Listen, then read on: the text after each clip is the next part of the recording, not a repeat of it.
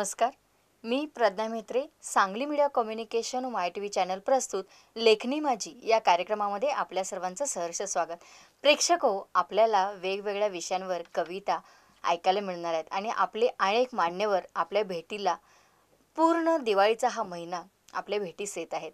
आणि असे कवी कोणकोणते आहेत जे आपल्या आजूबाजूला आपल्या भागामध्ये आहेत आणि ज्यांच्या अनेक कविता खूप छान पद्धतीनं प्रसिद्ध झालेल्या आहेत. सामाजिक विषय असतील, त्यानंतर आपली जी काही नाती आहेत त्या नात्यांवरही अगदी दिलखुलासपणे आपल्या कविता व्यक्त करणारे असे कवी आपल्या आजूबाजूला आहेत. आणि कोणताही विषय असू दे ना, तो कवितेतून बोलला व्यक्त केला की समोरच्या माणसाला कळत असतो. आणि त्यासाठीच हे कविता हे माध्यम आहे हे आपल्या या साहित्यातील. प्रेक्षक हो, तर आजच्या या लेखनी माझी या कार्यक्रमामध्ये आलेले आहेत माननीय श्री रवी बावडेकर सर. नमस्ते. मी रवी बावडेकर. इस्लामपूर येथे हर्ष अकॅडमी नावाची स्पर्धा परीक्षांची अकॅडमी मी चालवतो. गेली 20 वर्ष वेगवेगळ्या विषयांवर कविता लिहितो आणि संपूर्ण महाराष्ट्रात वेगवेगळ्या कवी संमेलनामध्ये मी सहभाग नोंदवलेला आहे. नमस्कार सर. मी प्रज्ञा म्हेत्रे, सांगली मीडिया कम्युनिकेशन व माय टी व्ही चॅनल प्रस्तुत लेखनी माझी या कार्यक्रमामध्ये आपलं सर सहर्ष स्वागत. धन्यवाद. आपण बऱ्याचशाच कवी संमेलनमध्ये सहभागी असता. संपूर्ण महाराष्ट्रामध्ये वेगवेगळ्या संमेलनामध्ये वेगवेगळ्या विषयांवरती आपण कविता वाचन करता. तर आपल्याला एक ॲक्सिडेंट हवा आहे ही जी आपली कविता आहे याचा अनुषंगाने म्हणजे हा जो विषय तुम्ही हाताळलेला आहे तर तो नेमका कोणत्या स्वरूपात आहे हे आमच्या प्रेक्षकांना नक्की जाणून घ्यायला आवडेल. ओके. एक ॲक्सिडेंट हवा आहे ही कविता लिहिताना त्या पाठीमागं मी 3 पिढ्या डोळ्यांसमोर ठेवलेल्या होत्या. मी माझ्या लहान मुलाकडे बघताना हा मुलगा पुढं जाऊन मला काय प्रश्न विचारू शकतो याचा मी एक अंदाज माझ्या वडिलांना कोणता प्रश्न विचारला होता यावरून मी बांधला आणि मग त्या मुलाला मी काय उत्तर देऊ शकतो ते उत्तर या कवितेमध्ये मांडण्याचा मी प्रयत्न केला आहे. तर मी माझी एक ॲक्सिडेंट हवा आहे ही कविता आपल्यासमोर सादर करतो. माझ्या लाडक्या बाळा, तुझी मखमली नाजूक पावलं मातीवर पडताना आणि तुझं रेशमी जावळ वाऱ्यावर उडताना जगातला सर्वात सुखी मीच असतो तुझं मनमोहक निर्मळ हसणं बघताना. तुझा माझ्या गालावरचा पा स्वर्गातील अमृताहून गोड आणि मी रागवल्यानंतर तुझे गोबरे गाल फुगरे करून पुन्हा माझ्याकडे झेपवणं सुंदर सुंदर अजोड. पण लेकरा ध्यानात ठेव ही गोष्ट, आयुष्य एवढं सहज सुंदर कधीच नव्हतं, कधीच नसतं. तू पडलास आणि रडलास की इथं काळजाला घरं पडतात, एकापाठी एक सपासप ओरखडे आणि चरे पडतात. म्हणून म्हणतो आईबाप होणं कधीच नसतं सोपं गड्या, मुलांना जगवताना जितेपणीच भोगाव्या लागतात चितेवरच्या उड्या.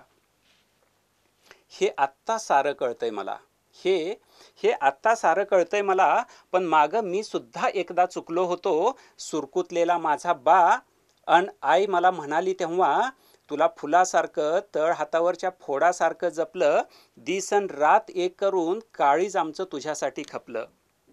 मी शिकून शहाणा झालेला हसलो आणि म्हटलं होतं सब झूठ. माझा जन्म म्हणजे तुम्हा दोघांचा फिजिकल ॲक्सिडेंट होता आणि त्याची नुकसान भरपाई म्हणून तुम्ही मला लहानाचा मोठा केला होता. त्यांचं काळीज, माझ्या शब्दानं त्यांचं काळीज तीळ तीळ तुटलं होतं, टाकेही घालता येणार नाहीत एवढं फाटलं होतं. म्हणून लेका तुला सांगतो बाप म्हणून तुझ्या अन माझ्यासाठी, नव्या अन जुन्यासाठी, मरणारा मरत राहील पण जन्माला येणाऱ्या जीवासाठी. एक ॲक्सिडेंट हवा आहे माणूस नावाच्या गावासाठी. सर, आपण एक कविता जी तुमची खूप प्रसिद्ध आहे, थोडं खरं थोडं बरं, म्हणजे तुम्ही मीडियाला खूप प्राधान्य दिलेलं आहे. कारण कसं होतं, मीडिया म्हटले की चांगले प्रतिष्ठित लोक, त्यानंतर वेगवेगळ्या नावाजलेल्या गोष्टींना प्राधान्य देत असतं. पण हे मीडिया म्हणजे नेमकं काय आणि त्यातून अगदी खोलवर म्हणजे मानवी जीवन काय आहे, प्रत्येकाच्या घरात समस्या काय आहेत, याला उत्तर देणारी एक कविता आहे. तर ती सुद्धा आमच्या प्रेक्षकांना नक्की ऐकायला आवडेल. ठीक आहे. या कवितेबद्दल मला असं वाटत होतं की मीडिया फक्त चांगल्या आणि चकचकीत गोष्टींना सातत्यानं समोर आणत असतं. हं. पण कधी-कधी म्हणजे अगदी आजच्याच कार्यक्रमाचा हां. आपण विषय घेऊयात, की सर्वसामान्य लोकांची अगदी बारीक-सारीक दुखणीसुद्धा या मीडियाच्या मार्फत लोकांच्या समोर हं, जाऊ हं. शकतात. आणि म्हणून मी त्याच आशयाची थोडं खरं थोडं बरं ही हं. कविता आपल्यासमोर सादर करतो. प्रेझेंटेशन उत्तम असेल तरच दाद मिळते असं ऐकलं होतं कुठंतरी. प्रेझेंटेशन उत्तम असेल तरच दाद मिळते असं ऐकलं होतं कुठंतरी, आणि जे प्रेझेंट करणार त्याचा दर्जाही उच्चच हवा अशी पुस्तीही भरजरी. तेव्हा तेव्हा दिखाऊपणाच्या या बाजारात मीही ठरवलं आपला माल विकायचा हातोहात, गुंडाळून चकचकीत वेष्टनात प्रेझेंटेशनची द्यायची अशी उत्तम जोड की ज्याचे दात त्याच्या घशात. इथंपर्यंत ठीक होतं. इथंपर्यंत ठीक होतं नव्हे, इथंपर्यंतच ठीक होतं. वेष्टनात गुंडाळून बाजारात विकायला माझ्या घरात कुठं भांडवलदारांचं पीक होतं. घरात छोटा छोट्यालाही वाटायचं मजा करावी. आता तो कॉलेजात जातो. मोबाईलला बॅलन्स मारायला पिठाच्या डब्यातले 10 रुपये आईच्या पाठी हळूच काढून घेतो.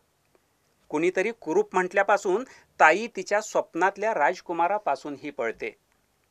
वयात आल्यापासून 15 वर्ष अखंड पृथ्वी सूर्यापासून एकटीच जळते. बापाची तर तऱ्हाच न्यारी अश्वत्थाम्याची जात गोळी. दुःख विसरायला म्हणून पितो की दुःखच पितो वेळोवेळी. मी जिच्यावर प्रेम केलं तिनं 22 तारखेला लग्नाला बोलवलंय.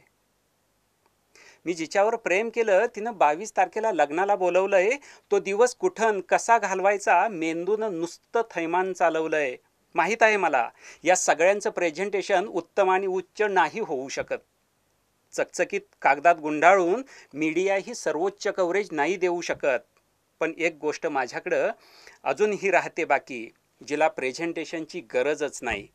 आता त्याच खंबीरपणाचं मार्केटिंग करावं म्हणतो, जो तुझ्यातून माझ्यात उतरलाय आई. आजच्या काळात प्रत्येक स्तरावरचा विद्यार्थी हा कोणत्या ना कोणत्या तरी कारणानं गोंधळलेला दिसतो. आणि त्याचा गोंधळ दूर करण्यासाठी शिक्षक असतील, पालक असतील किंवा एखादा मेंटॉर असेल, हा खूप कमी प्रमाणात उपलब्ध आहे. अशाच एका गोंधळलेल्या विद्यार्थ्याचे काही प्रश्न तो त्याच्या शिक्षकांना विचारतो आणि शिक्षक त्या प्रश्नांची उत्तरं आपल्या पद्धतीनं देऊन त्या विद्यार्थ्याला मार्गदर्शन करण्याचा प्रयत्न करतात.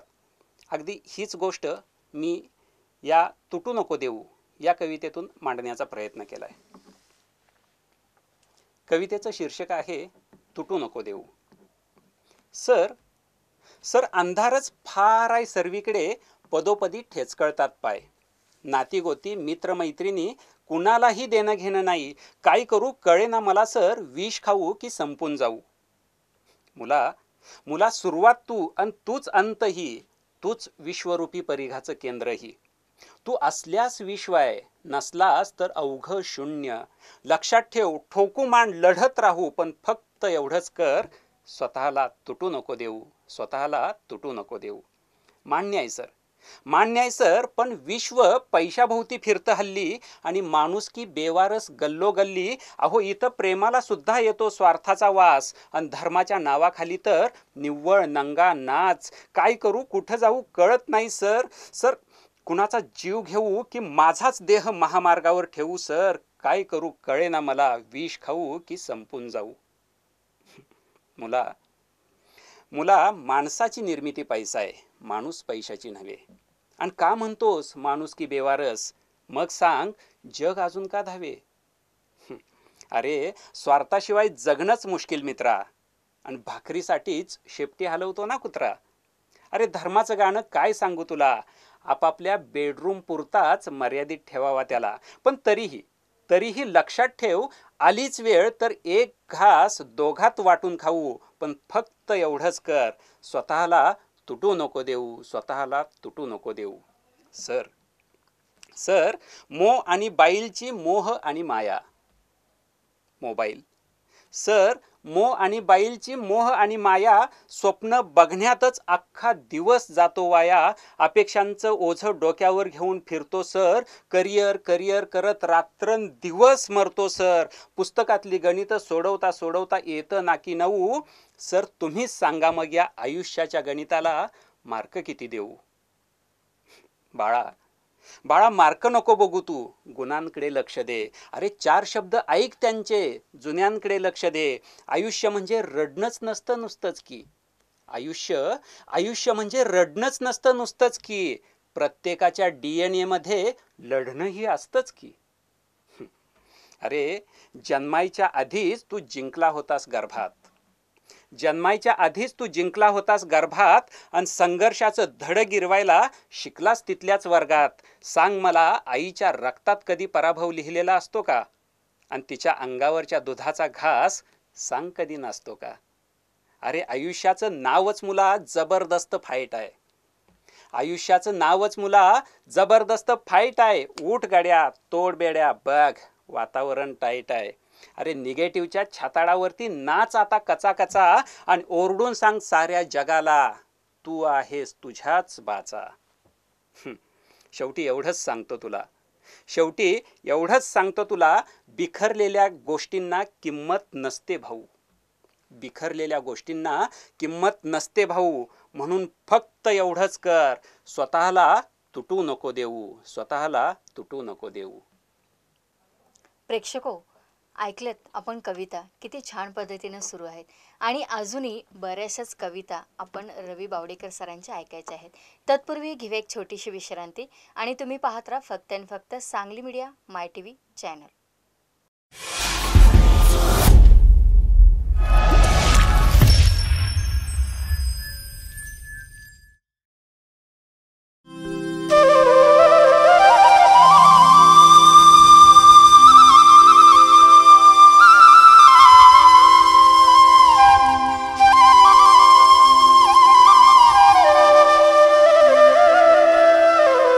बासरी कृष्णाची, डमरू शंकराचा, अष्टदुर्गेचे आयुध तुळशी भार विठुरायाचा.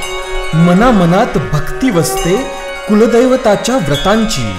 नाही गरज आता जाऊन दर्शन घेण्याची. घरी बसून सारे देव येतील समोर साक्षात. SMC लाईव्ह दर्शन चॅनल लावा, रंगा भक्ती रसात.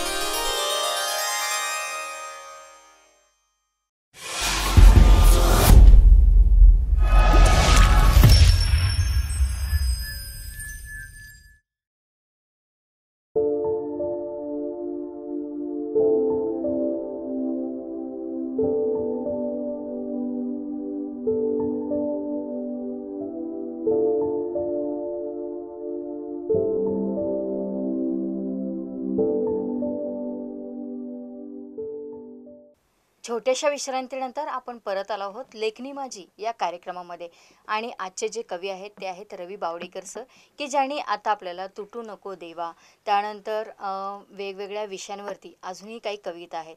तर सर, आता मला असं एक विचारावंसं वाटतं की संतुलन म्हणजे जगाचं जे काही संतुलन आहे, तर ते संतुलन कशा पद्धतीनं असतं याविषयी आपली कोणती कविता आहे का? संतुलन.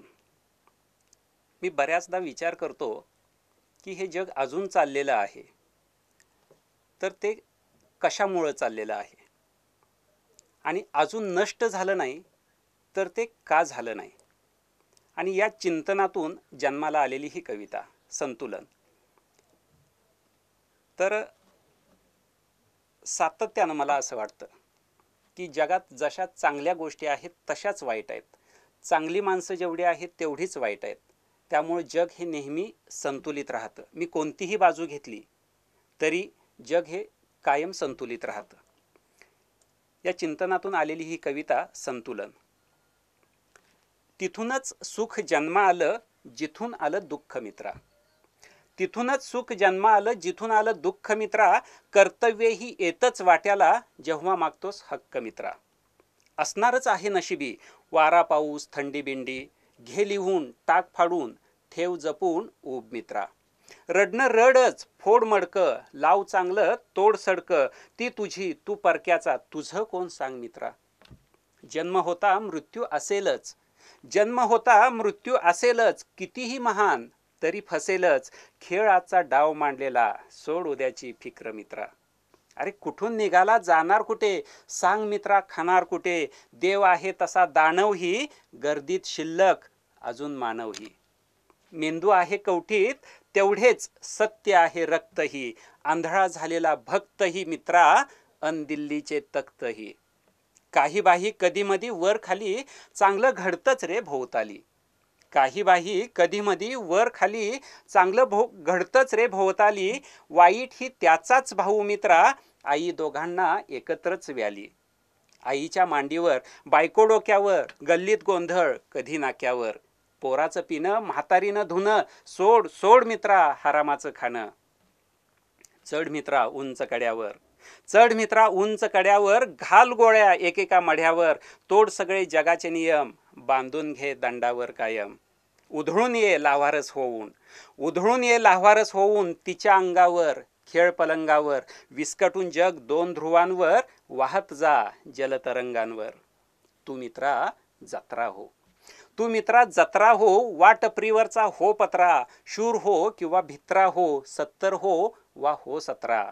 उठ तोड सगळी नाती, तलवारीची रक्ताळपाती. उठ तोड सगळी नाती, तलवारीची रक्ताळपाती. फुंक जीव जित कर, पुन्हा सार रीत कर. आन धरून बिजली खाली, आन धरून बिजली खाली, पिऊन टाक विषाची प्याली. हो शंकर हो शिव, कर तांडव जग भीव. पुन्हा पेठ, पुन्हा पेठ हो शीत, पुन्हा जीत हो चित. माती हो मित्रा हो आभाळ, माती हो मित्रा हो आभाळ.